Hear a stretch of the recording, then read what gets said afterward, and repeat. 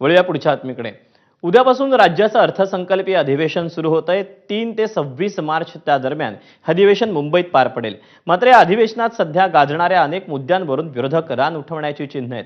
या सगळ्याचा आढावा घेणारा हा विशेष रिपोर्ट पाहूया।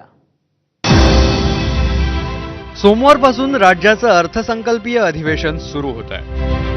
पण याच अधिवेशनादरम्यान विरोधक मात्र वेगवेगळ्या मुद्द्यांवरून रान उठवणार हे निश्चित आहे। चहापानावर बहिष्कार टाकून विरोधकांनी त्याची झलकही दिली। मात्र यावर संवादच नको अशी भूमिका विरोधकांची असल्याचा टोला मुख्यमंत्र्यांनी लगावला।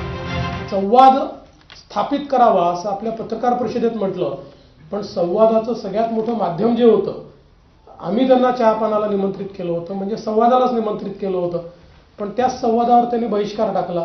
म्हणजे मला याचा अर्थच समजला नाही की संवादावर बहिष्कार टाकायचा आणि संवाद साधा अशा प्रकारे त्या ठिकाणी पत्रकार परिषदेत म्हणायचं। दरम्यान 3 ते 26 मार्च दरम्यान होणाऱ्या अर्थसंकल्पीय अधिवेशनातले महत्त्वाचे मुद्दे काय असतील पाहूया।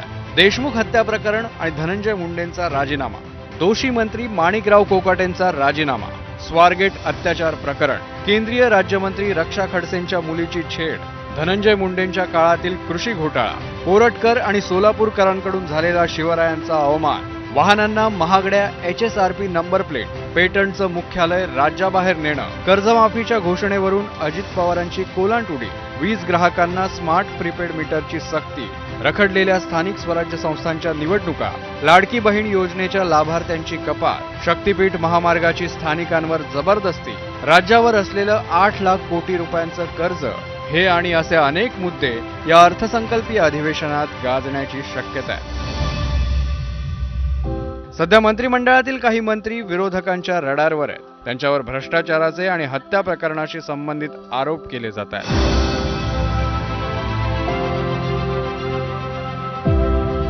कृषी मंत्री कोकाटेंच्या अधिवेशनातील सहभागाविषयी जोराचा विरोध होतोय।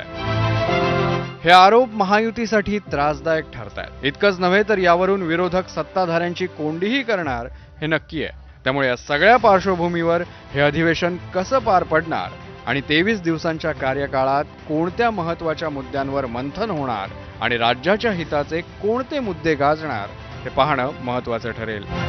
ब्युरो रिपोर्ट, ABP माझा। मंत्रिमंडळाच्या बैठकीनंतर